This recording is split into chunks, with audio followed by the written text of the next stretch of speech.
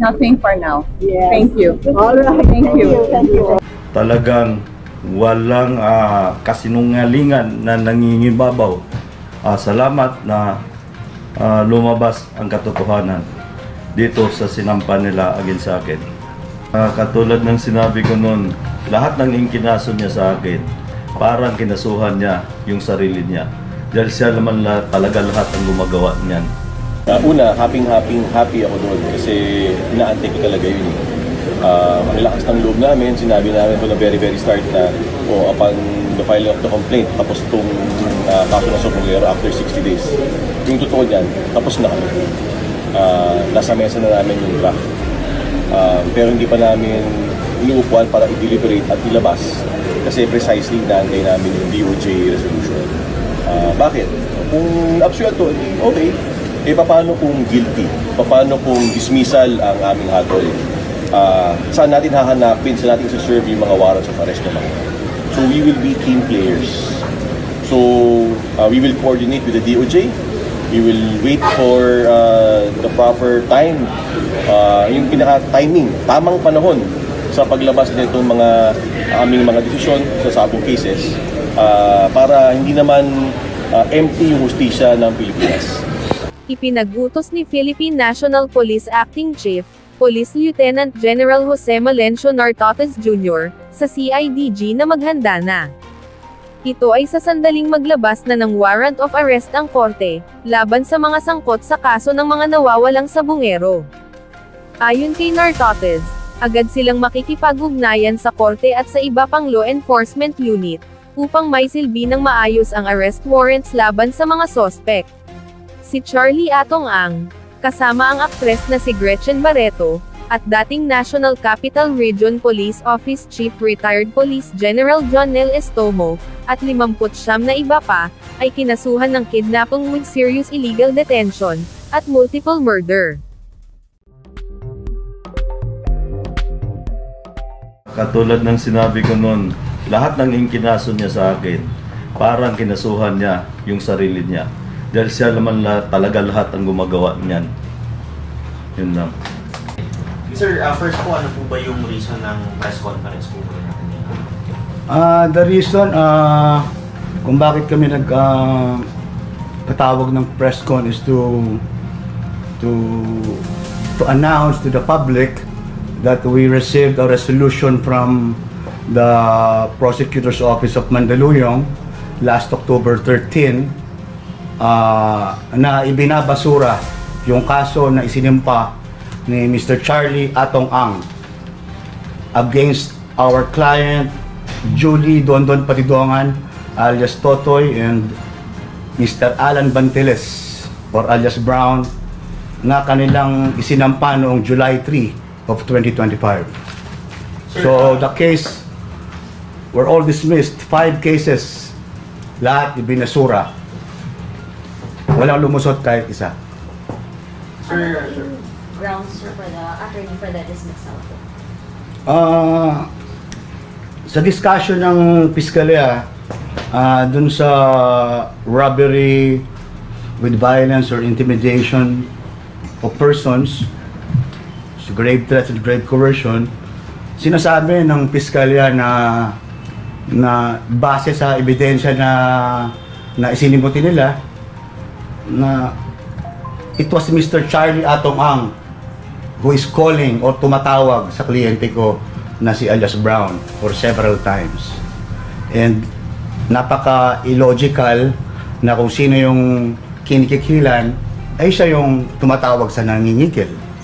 So napatunayan na parang hindi ito angkop sa ordinary circumstances ng isang tao. sir, ano yung parang pinaka-naging siyempre may 5 complaints po yung pinasa. May sa robbery, sir, ano yung pinaka siguro anchor point nung prosecutor? Sinasabi lang doon na yun nga, na napaka-imposible na kung sino yung nag-extort ay siya pa yung tumatawag. Dapat kung sino yung nag-extort, siya yung tumatawag doon sa kikikilan, di ba? Pero dito, meron silang sinumite na call logs ni Mr. Charlie Atong Ang lahat ng tawag papunta kay alias Brown ay palabas. So paano nangyaring ikaw yung tumatawag, ikaw yung kinikikilan? So doon pa lang napakalinaw na dahil ebidensya nila na mismong isinumite yun. So doon siguro yung naging basehan ng panel ng prosecutors. The case was decided by a panel, not by a single prosecutor. And it was approved by the city prosecutor of Mandaluyong. Same point siya, sir, dun sa grave threat, saka si grave murder. Yes. And merong sinasabi rito naman sa implausibility and contradiction in conduct. Napuna ng opisina ng Piskalya na habang sinasabi ni Mr. Charlie Atong Ang na tinangka siyang pagnakawan or saktan, nagbigay pa rin siya ng halagang 12 million para sa kampanya sa pagka-alkalde ng aking kliyente na si Mr. Dondon Patidongan mula Pebrero hanggang Abril ng 2025. So ayon sa Piskalya, hindi lohikal at taliwas sa natural na asal ng tao na tinatakot na yung buhay mo, nagbibigay ka pa ng pera. So ayun yung findings ng panel. At sinabi rin dito na kung totoong may banta sa kanyang kaligtasan, dapat siya ay tumigil sa pakikipag-ugnayan or nag-ulat siya or nag-report sa pulisya o sa otoridad or umiwas sa sinasabi niyang nangingigil sa kanya. Sa slander naman, sir, anong anchor point naman ng slander? Yung sa slander, medyo ang discussion is technical. Mali yung slander na isinampa, tapos walang authenticity ng TikTok video at hindi na-identify kung sino kung ano talaga yung specific na sinasabi niyang slanderous remarks. How about, sir, sa incriminating innocent person? Doon sa incriminating innocent person, ang sinabi rito is napatunayan na walang kahit isang ebidensya na sila Patidongan o Banteles o alias Brown ay maaaring nagtanim o nagpeke ng ebidensya laban kay Mr. Charlie Atong Ang. Attorney, how do you respond to this development, the dismissal of the complaint? This is a very good development on our part kasi malinaw na sa umpisa pa lang talagang makikita mo na binabasura na ng Piskalya yung mga posibleng aksyon na gawin laban sa credibility ng aking kliyente. Na alam nyo naman, napaka-vital ng role ng aking kliyente rito bilang isang testigo sa kasong sabongero na to. Sir, may effect na to sa depensang pinail ng kampo na Atong. Sa direct, may effect na possible effect? Maaaring merong mga parte ng resolusyon na aming magamit dun sa main case na nasa Department of Justice ngayon. Sir, ano naman po yung reaction na sabi po ni Attorney Cappy Villarreal na mag-file sila ng appeal sa Secretary of Justice mismo? The proper action is not appeal. I think it is a petition for review. And it is up to them. Trabaho ng mga abogado yun. At meron pa palang isa. Sinasabi rin sa resolusyon na yung dalawang testigo na kanilang linutang na sila Rodelio Alig-ig at Rogelio Borican ay itinuturing na may kinikikilan at walang independenteng ebidensya. Unang-una, parehos silang tao at malapit kay Mr. Charlie Atong Ang at sila ay naglahad lamang ng kanilang salaysay nakalakip doon sa complaint sa Mandaluyong matapos magbigay ng pahayag ng aking kliyente ng kanyang expose ng kanyang nalalaman sa sabongero na kaso. Sir, ibig sabihin ba nun pwedeng maging basis to na siyempre nakakaso na po siya sa DOJ yung pinayin po ng mga victims po ng sabongeros. Pwede ba siyang doon basis sabihin natin gawin nila Mr. Atong Ang is gawin nilang witness itong sila Alig magiging base point para sabihin hindi sila credible as well? Actually, kasama sila sa kinakasuhan. Yes.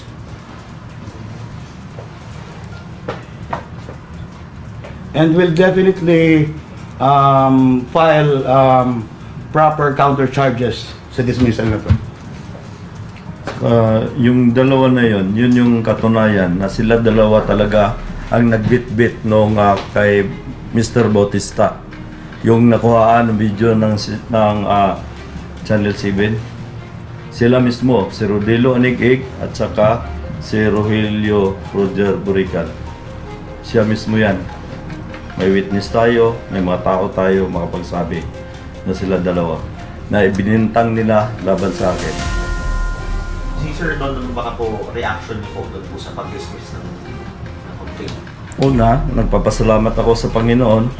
Talagang walang kasinungalingan na nangingibabaw. Salamat na lumabas ang katotohanan dito sa sinampa nila against sa akin. Sir, parang pasensya na medyo. Kasi lagi na napapanggit sa DOJ si Apong Pang. Bakit hindi yata nababanggit sila Eric De La Rosa and Art Atayde sa case, sir? Actually, kasama yan sila sa kinasuhan. Maliban lang doon kay Art Atayde sa binanggit mo. Si Eric De La Rosa, si Engineer Salazar, at saka si Mayor RJ Mia. Sila lang yun. At marami pang iba. Kasi anong nangyari, parang oppose tayo kaya kung hindi natin na ibigyan ng pansin yung meron pa na mas marami pa na kasama sa ano. Kasi parang nakakaligtas sila sa mata kasi ng media. Siguro we just limit the discussion kung sino man yung hinabla ng mga otoridad sa Department of Justice. Kung sino yung hindi kasama ron, siguro it is unfair for them na pag-usapan natin sila. Maraming personalidad. Me myself, I saw the affidavit of recantation that was prepared by Attorney Caroline Cruz. Pero hindi nakalabas yung papeles na. Yung with regards dun, sir, kasama kasi sa nag-file ng complaint ng July 3 si Attorney Caroline Cruz. Pwede niyo po bang ma-discuss sa amin yung... Hindi pa pwede. Hindi po pwede. It is not part of the records of the case and I'm not the one who prepared it, so I cannot divulge any information into that. Hindi siya, sir, part dun sa resolution? Hindi. Binanggit siya nung nagabla sila, pero hindi naka-attach. So wala rin kaming kopya nun.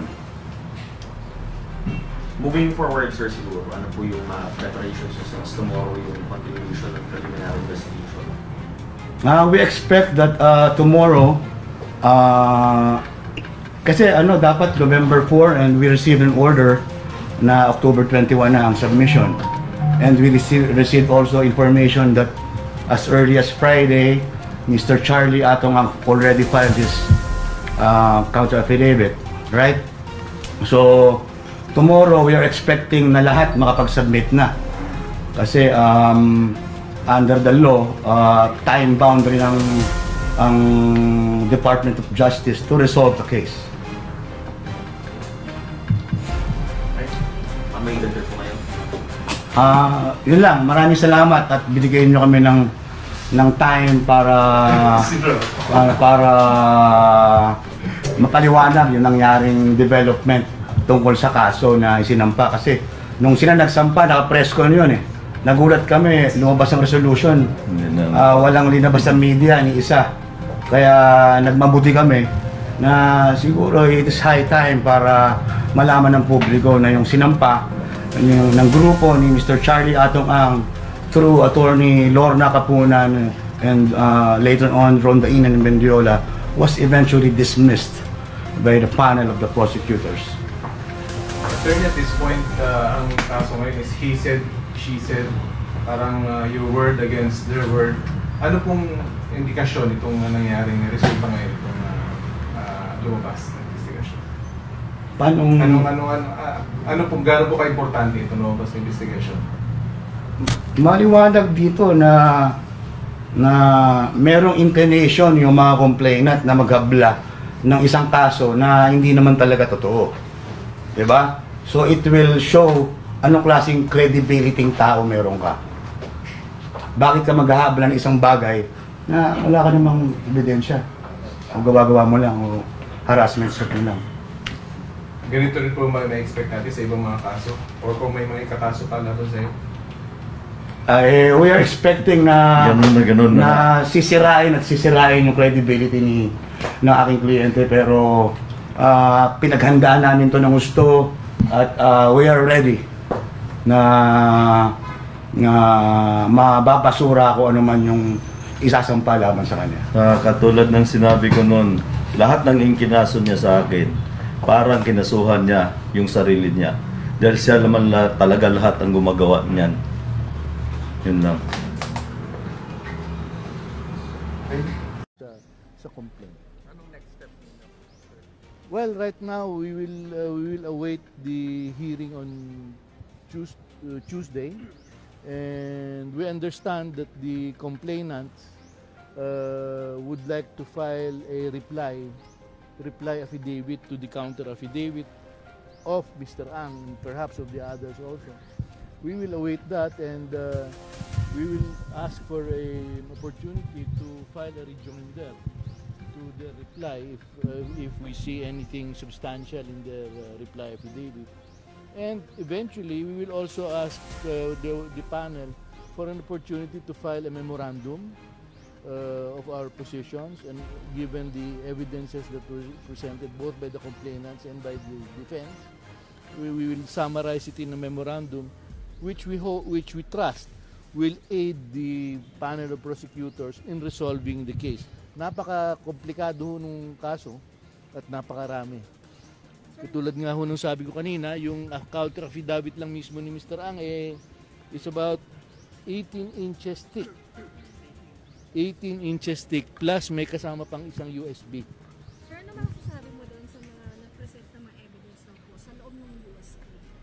Yung USB ng CIDG, I was saying ho kanina na in fact one of the strongest evidences against Dondon is contained in one of the USB submitted by CIDG, which shows Dondon undeniably, although dinideny niya, bit ho niya nakaposas yung isang missing sabongero na nakunan ng media, at yun ho ay sinabit sa panel nung huling hearing ng mga complainant.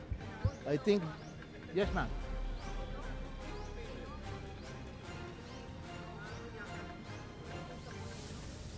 Kung ho yun, I cannot recall the name now, but kung hindi ho Bautista in Nugogo, but that was the incident, ma'am, in Manila Arena sa may Santaan na po. That incident, in fact, is subject of a ongoing criminal trial in which Dondon is an accused defendant in the RTC of Manila. For the record, ano ka may picture dun sa loob ni Mr. A? Yung one of my lawyers took some photos, no? Took some photos just for our memorabilia. Baka naman pwedeng Ipapasa ko na lang sa inyo if you don't mind. Yes, sir. Ipapasa ko na lang sa inyo. As far as I know, Tuesday. Pupunta sila lahat? Pupunta sila. Tatlong anak at isang manugang. Yung sa November 3, ano? Sa November 3, na-cancel na yun eh. Dahil yung unang sinet ng panel na November 3, they came up with a subsequent order canceling November 3 and instead setting it earlier at October 21, which is Tuesday. Oh, yung trust ballot. Okay. Thank you, sir. Sige. So, forward ko na lang yung photo kay Steve. No? Si Steve ang meron ako number right now. Gabriel L. Villarreal po. Thank you, sir. Attorney Gabriel. Gabriel Villarreal. Villarreal. Taga-Capiz po. Anong oras nakatapos kayo?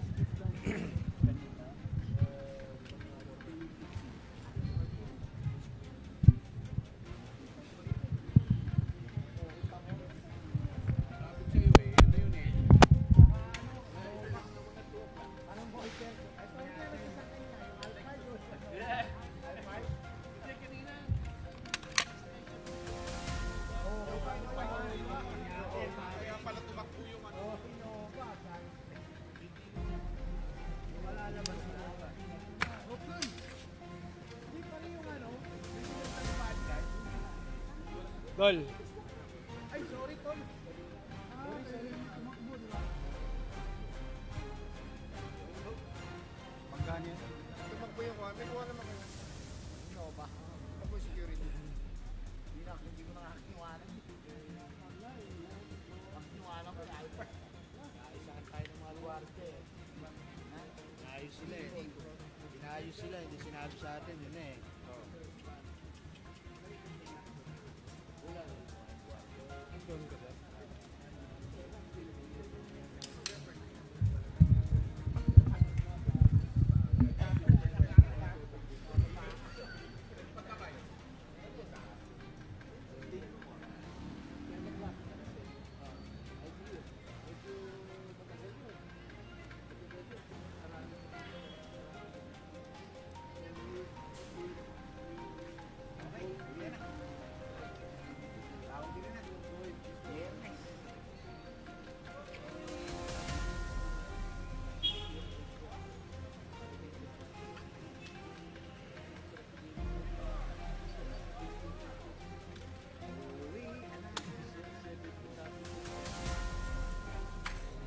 Ikaw, patidongan.